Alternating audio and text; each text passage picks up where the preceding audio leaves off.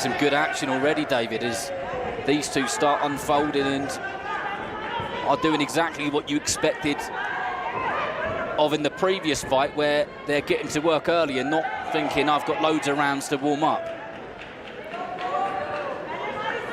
Wasan being cautioned by the official not to slap with the inside of the glove. And what he's talking about is a nice left hand that she landed to the head of Blazkova. But like you said, there's a lot of action to begin this contest. No feeling out process. And you see that straight right hand standing 8 count there. Straight away, that was early for that to come in. And Blazkova didn't agree with that at all. I think the look on her face said it all.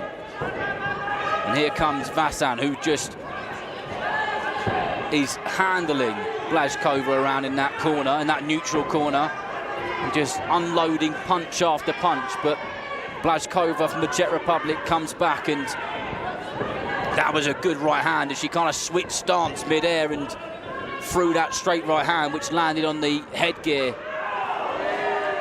of Team India. And another right hand as you see Wasan along the ropes, not where you want to be. Blazkova, after that standing 8 count, trying to get it back, if you will, picking up the pressure and the pace against Wasan. I'll tell you what, they'll both do well if they keep up this pace and this energy level throughout the whole 3 rounds, because 9 minutes is a long time to be punching as many times as they are and moving in the way that they are as well. But here comes Blazkova, who keeps doing that same thing where she almost switches stance, or her legs become shoulder width apart, and then throws the right hand. And I guess she needs to be careful that she doesn't get caught off balance whilst not in that strong boxing stance. You know, that's definitely something that you have to think about. You know, a lot of people try to be ambidextrous in the ring and switch from one style to the other, but there's only been a couple of people in the history of boxing that have been good at it. I think more people try it than should. I think that standing 8 that Blazkova took has urged her, has given her more urgency, and she's definitely got the bit between her teeth as she just continues to load up those right hands and walk towards Wasan from India and win those judges over. And that is the clapper for the final 10 seconds in this opening round, which has been an energetic round. It's been a round of non-stop action. It's been a bit messy at times, like it is now, but plenty to talk about. Plenty to talk about as you see both boxers make their way to their respective corners. Wasan, I thought, did a pretty good job in that first round. I'm expecting another mixed bag maybe, but I like what Wasan is doing. And there you have it, ladies and gentlemen, 10-9 on all 5 cards. I thought she did a good job of scoring to the head of Blazkova. You saw the standing 8 count, and then just before the bell, there was a moment where Wasan is basically mauling Blazkova, you know, along the ropes. So when you have moments like that, that's how you're going to get that 5-0 lead on the cards going into the second round. And so Team India in pretty good position, laying the foundation, you know, for that next gold medal there. And what's impressive about the energy levels and the amount of shots which have been thrown is these women are fine at 80 kilos. It's a lot heavier, and it takes a lot more out of you when you're heavier and you're throwing those punches and you're receiving those punches. Can they really both keep up that tempo for another 6 minutes? Well, you know, that's the question, whether or not they can or will. But what I believe is that what you saw from Wasan is more of what she does on a regular basis. And so I think for her, it's going to be business as usual. So it'll probably be a little easier for her boxing down the stretch in this contest. Whereas for Blazkova, she may be asked to do some things that aren't comfortable for her in this contest, and there may be more of an issue for her. And Blazkova just loading up that right hand, which was slipped nicely by Wasan, and the two become tangled up. But we're back to them apart, and look, they're just digging in, aren't they? Just throwing everything. Anything which resembles some form of punch, they're just going for it. They are, and the thing about that is this is because of the pressure of Wasan and the game plan for Team India. So when you're Blazkova, you're responding and reacting to that pressure and what she's doing. And so again, it comes down to how much of Blazkova's game plan, her original game plan, can she keep in effect as she deals with the pressure of Wasan. And another thing which will drain the energy is when the two of them come together and they're leaning on each other, because that's 80 kilos of weight on each other. And it's a trick which a lot of the heavier weighted fighters do to try and draw that energy out of their opponent, but they're both doing it. They are. And listen to the crowd. You can tell, you know, there's support, a lot of support for both of these boxers in the crowd. And so everything that happens in the ring, there's a big reaction to, because everybody is rooting for one of those two boxers in the ring right now. And I'll tell you who's really rooting is one of the coaches for Team India, who has been screaming, and we're just watching her. You won't be able to see her, obviously, but she's just shouting to just walk forward and throw more straight shots. So you see another standing 8 count, this time being administered to Wasan and Team India, and you saw the look on the face of Wasan nodding as the official is counting, saying, you know, she doesn't agree with it, and so she certainly plans to go back out there and try and get that 8 count back. But now Blazkova becoming much more aggressive as you see her running across the ring now. You can, and I think that's that confidence, that feeling of I'm still in this and I can still do something about it. But the referee once again just having a quiet word, looks like, about keeping the head up. Yes, and taking a point along the way.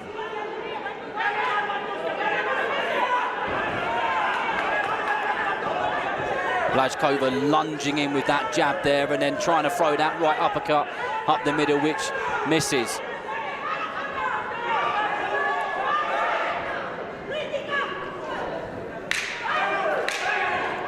And that is the 10-second clapper.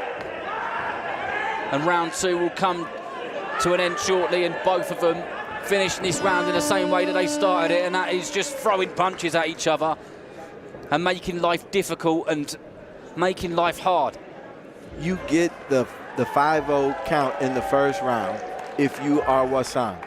All 5 judges give it to you in the first round. That's awesome. Then you get to the second round, and it could not have gone worse. You are the victim of a standing 8 count, and then you get a point taken from you for not keeping your head up. And now we go heading into the third round, and you're down on all 5 cards. That could not have been more disastrous for Team India. It's not a good look, is it?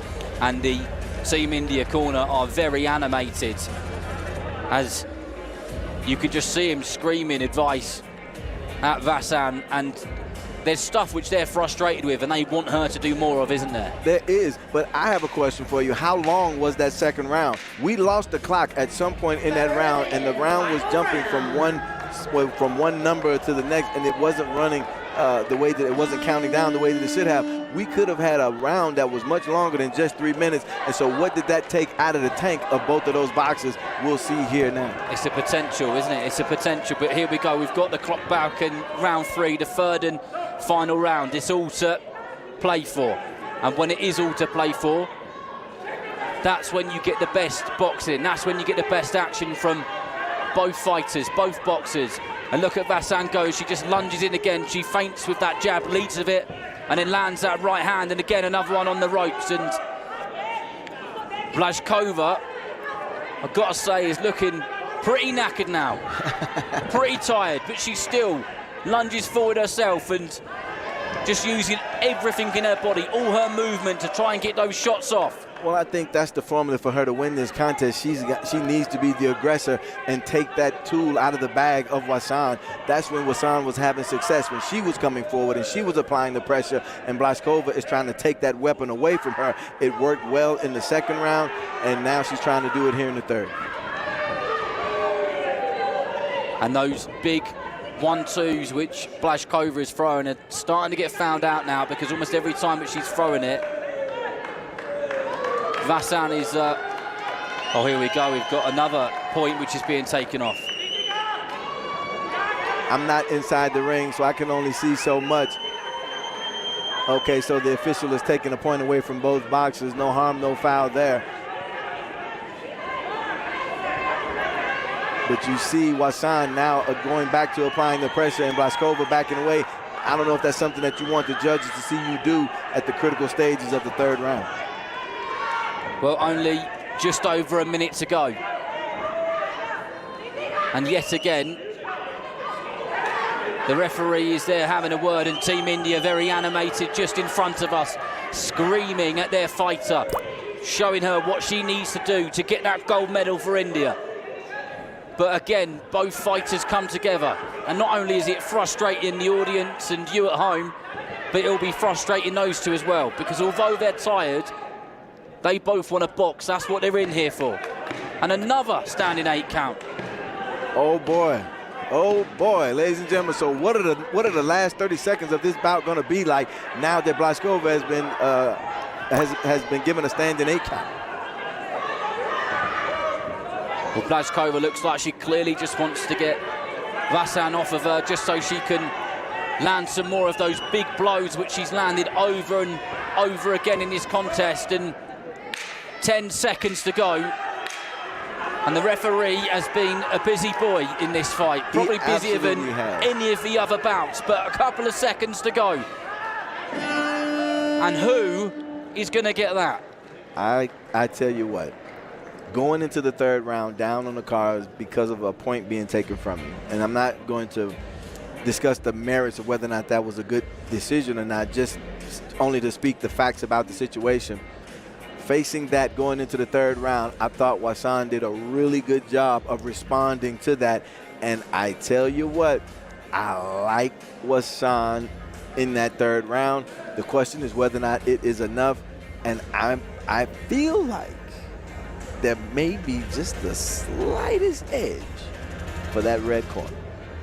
Do you think they're both worthy winners after that? This is what you want, to see both boxers clearly give it everything that they have. Championship bout 7.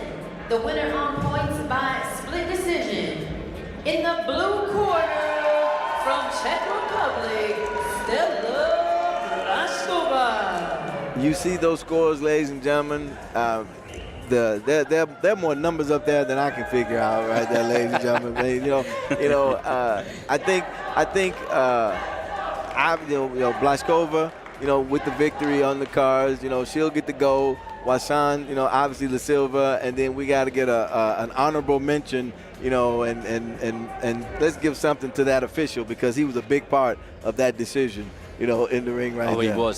He was busy, and from the get-go, he made that message clear that he wanted this to be a well-formed, clear, and uninterrupted bout, but that's exactly what we didn't get, was it? And I think that's just a case of those styles make fights, and unfortunately those who come in together, if they fought another 3 times, I think you get exactly the same type of outcome. You probably get the same type of fight, but right. Outcome wise, if they fought another couple of times, it could go either way, couldn't it? It absolutely could, and for me, I think the first thing that I would change about a rematch between those two would be the official inside the ring, and I'd love to see what that would look like just with that alone. And we don't want to blame the official or try to make excuses for anything like that, but if you are Team India, how do you feel about that bout? They've got to be frustrated, haven't they? They've got to be really frustrated. They've got to be. They have got to be. USA, Ireland, and Lithuania. The referee from World Boxing, Waleed Al-Kawi. And now we introduce the boxers. In the red corner, from Brazil, Gabriel dos Santos.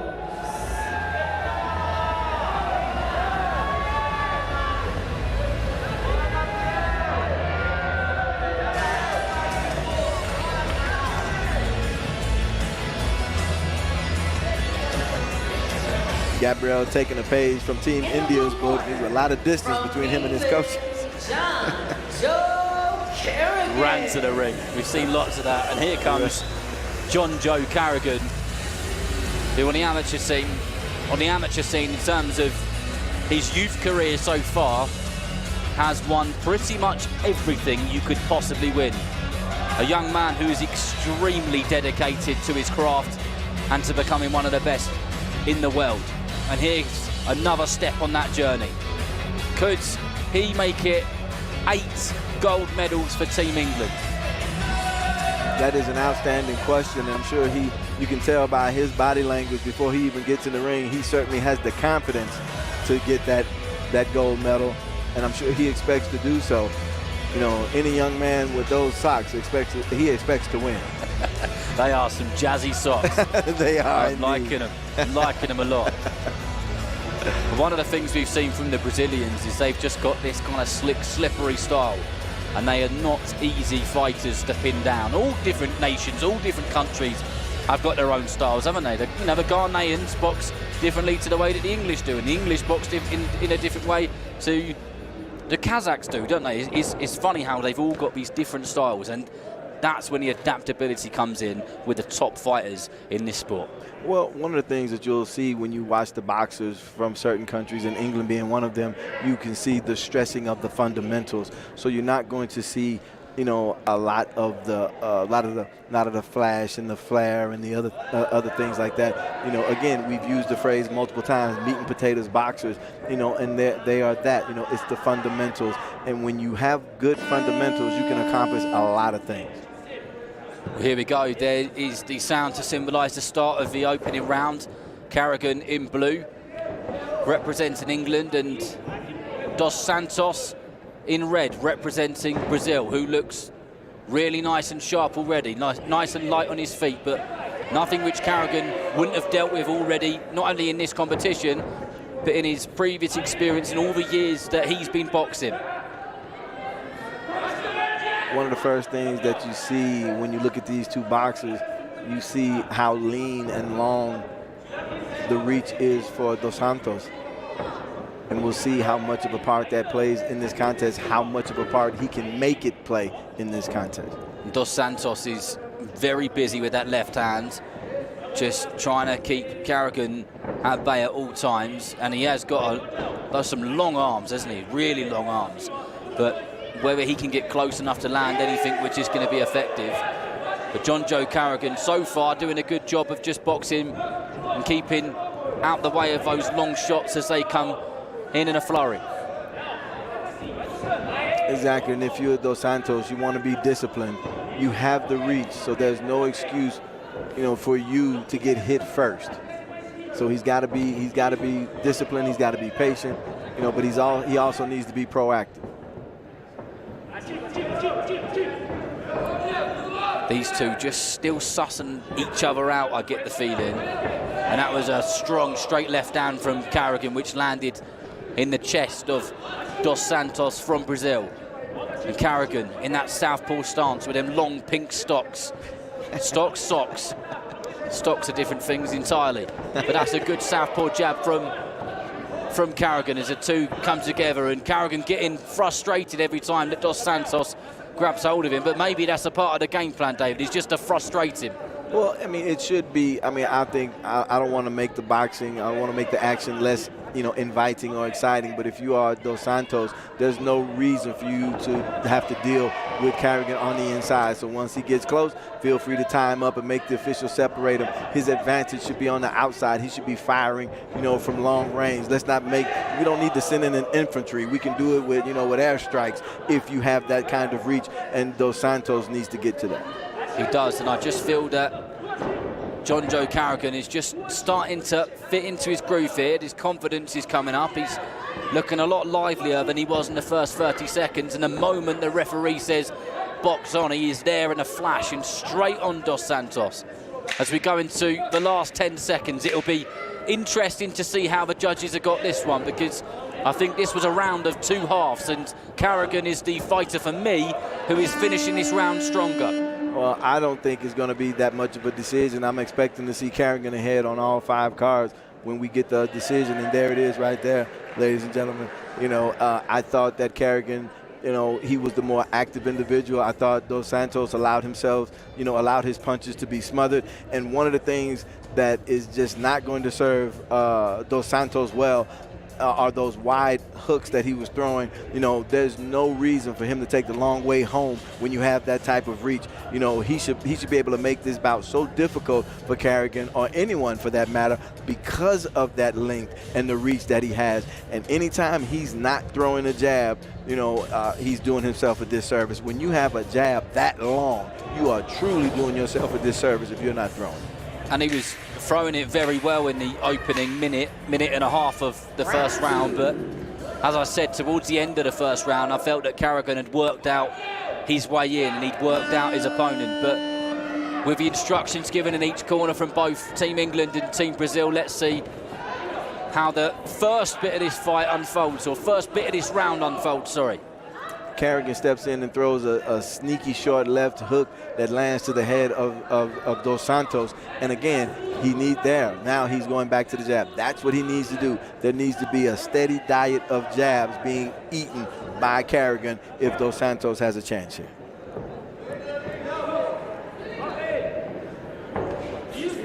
This is a bit of a battle of not just the jabs, but it's a bit of a battle of the straight shots. And Dos Santos was throwing a few kind of long hooks at first, but he's not doing as much of that anymore. He's not, and it's allowing Carrigan to be a little bit more reckless and adventurous, and it's allowing him to take more chances, and he's having success jumping inside. As he does right there, landing the right hand to the head of Dos Santos. And Dos Santos missing with those wild shots, or at least Carrigan is making those shots look wild because he's there to be hit and then he's gone because he's got good footwork. And look at the way that he just bobbed and weaved out of that corner. That was beautiful boxing from the man from England, John Joe Carrigan. Well, that's what we were talking about, you know, between rounds are those wide hooks that Dos Santos is throwing, and no one's home for those shots because they take too long to get there. You know, don't throw these wide shots that take so much time. Throw those straight punches. Throw that jab like he's doing right now. He covers too much ground with that jab, you know, for him to waste his time throwing those wide shots. And just as you started speaking, Dos Santos turned to his corner and his body language said it all, that he was fed up and frustrated and not happy with something which had happened. But there's no point looking at them. He needs to get on with it in the ring himself. He's got a job to do. Well, that's exactly what Carrigan is feeling, because he loses his mouthpiece and he doesn't even want to stop the action. He kicks it to the side. He wants to keep going. The official's like, no, let's put it back. And you love to see it, don't you? Love to see it. He didn't want to stop. You know, that tells you he likes the way things are going for him right now. Why stop? Well, yeah, exactly. He doesn't want the flow of the fight to change, the pace of the fight to change, because he is controlling it all, isn't he, really? Other than that distance, because the only thing which he really isn't in control of is that distance, because Dos Santos just keeps getting in there with them long rangy arms of him, wraps him up, which is frustrating, and he's eager to get straight back to business as soon as he can. But you've got to admire the fantastic body and head movement of Carrigan. How many times has Dos Santos thrown shots and Carrigan has just slipped and bobbed and weaved and moved with ease? Right, he's nowhere to be found for those wide shots that Dos Santos is throwing.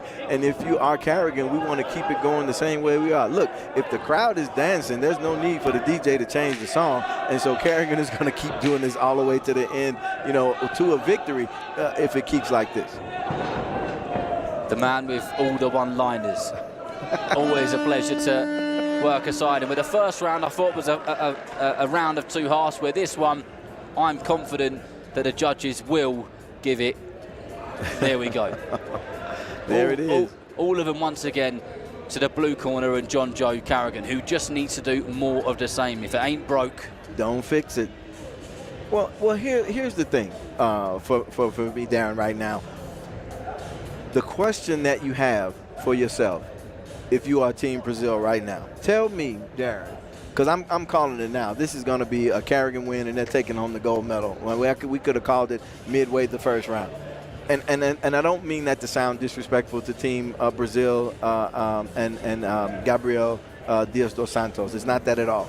But I would ask you, Darren, tell me the one thing that you've seen that is working for Dos Santos that he can do more of, that's going to make him win this bout. It's only that range, and he's not using it. He's not using it to his advantage. But maybe that's just because John Joe Carrigan just isn't letting him. He really isn't letting him, because he knows all the tricks in the book. And when you've got an established and well-seasoned amateur like him, who's been boxing for such a long time, they've been in there with people like this. He's been in there with those long-rangey fighters, and that was a really good lead right hook thrown from that southpaw stance from the man from England, Carrigan. Well, and again, you saw Carrigan step in right there and throw a three-punch combination and then back away with nothing in return from Dos Santos. That can't be the way that this bout goes. It just cannot. And with open scoring, knowing where you are in this contest, going into these final three rounds, you know, I want to see more fire from that Brazilian boxer. Me too. And if you're just joining us, you're joining us for a bit of a shutout performance from John Joe Carrigan of England. who's fighting Gabriel dos Santos from Brazil in the under-19 men's 70-kilogram final. And here we are in the third round, as you can see, and in just a minute and 50 seconds, Carrigan will win the 8th gold medal for Team England. All he's got to do is just carry on doing exactly what he's been doing for the 2 previous rounds and what he's done so far in this round. Is he just nice and relaxed, just moves around, and once again, we got a bit of showboat in there as he looks out to the crowd and sees where that punch went, because it certainly didn't land, did it? Well, you know, he's got it in cruise control right now. He's not in danger of anything, right? You don't necessarily want to see boxers showboat or take their opponents lightly or anything like that. But the truth is, there hasn't been anything that Dos Santos has landed in this contest that has given Team Carrigan any pause. Right? What has he given them to think about? What has he given them, you know, to avoid? What concern have they put on the mind of that blue corner and Team England? Nothing. So Carrigan feels the way he should right now, as if he's being dominant and that he's less than a minute from being a gold medalist. And it seems that Dos Santos had run out of ideas within 90 seconds of the first round. Right. And he hasn't come up with any new ones. And the one advantage which he has clearly got is that range and keeping him at distance, and he has not been able to pull that off. And as we go into the final 30 seconds here, Carrigan really looking like he's enjoying himself, and you can tell that by the spring in his step as he just bounces around. And how can you miss those legs with those pink socks and those very fancy Nike boxing boots? Liking them even more now than I did. You'll never forget them. And Carrigan is just moments away from winning the 70-kilogram World Championship and being a gold medalist, and the 8th gold medalist for England. Try not to sound so excited there. The 8th gold medal. You got to feel good about that, right? There's nothing wrong with that. I mean, I am American born and raised, and so I absolutely enjoy watching Team USA boxers have success at any point, on any level, in any competition. So there's absolutely nothing wrong with that. Of course, you are enjoying watching your countrymen come here and do well in this tournament and doing, you know, if we're counting gold medals, doing something that we now know no one else can do. There aren't enough bouts left for anyone to win as many medals as Team England has. You got to feel good. It's okay. Let me hear some of the English pride. Let me. Well, I'll tell you in a second about my quick chat with the CEO of England Boxing. Just in a moment. The winner on points by unanimous decision in the blue corner from England, Joe Carrigan. Well, there it is, confirmed and official, the 8th gold medal for Team England.